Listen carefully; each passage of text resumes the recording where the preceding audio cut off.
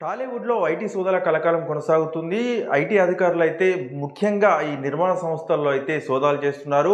'మైత్రి' movie మేకర్స్‌తో పాటు Shri Venkateswara creations అంటే దిల్ రాజుకు చెందిన ఆఫీసులు కావచ్చు, ఇల్లు కావచ్చు, అలాగే వాళ్ళ సోదరికి సంబంధించి కావచ్చు, వారి కూతురి ఇళ్లలో అయితే ఐటీ అధికారులు సోదాలు చేస్తున్నారు. అలాగే 'మైత్రి' మూవీ మేకర్స్ సంబంధించి కూడా వాళ్ళ ఆఫీసులో అలాగే ఇళ్లలో కూడా సోదాలు చేస్తున్నట్లయితే మాకు సమాచారం వస్తుంది.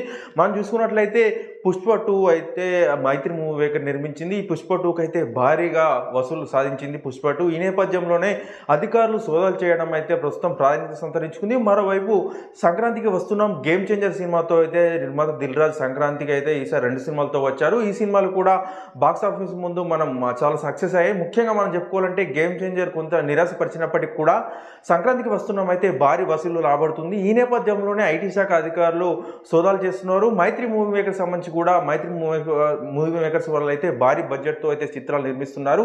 ఈ నేపథ్యంలో వారి ఇల్లు అంటే 'మైత్రి' మూవీకి చెందిన అధినేత ఇళ్లలో కావచ్చు, ఆఫీసులో కావచ్చు సోదాలు చేస్తున్నట్లయితే సమాచారం వస్తుంది. అసలు ఐటీ అధికారులు ఎందుకు సోదాలు చేస్తున్నారు, వీరి సరైన అంటే వాళ్ళ ఇన్కమ్ ట్యాక్స్ పే చేయలేదా, లేకపోతే కరెక్ట్ లెక్కలు చూపించలేదా అని చెప్పేసి అయితే ప్రస్తుతం చర్చ కొనసాగుతుంది. ఏదేమైనప్పటికీ కూడా ప్రస్తుతం ఐటీ సోదాలు అయితే టాలీవుడ్లో కలకలం సృష్టిస్తున్నాయి. ఎందుకంటే దాదాపు 65 బృందాలైతే సోదాలు చేస్తున్నట్లయితే మనకు సమాచారం అందుతుంది. మంగళవారం ఉదయమే ఐటీ అధికారులు హైదరాబాద్ చేరుకొని ఇటు చెన్నై నుంచి కావచ్చు, బెంగళూరు నుంచి కావచ్చు, అలాగే హైదరాబాద్ లోకల్ ఉన్న అధికారులు కావచ్చు అందరూ కలిసి అయితే మంగళవారం ఉదయం తెల్లవారుజాము నుంచే బృందాలుగా విడిపోయి ఏకకాలంలో అయితే సోదాలు చేస్తున్నారు.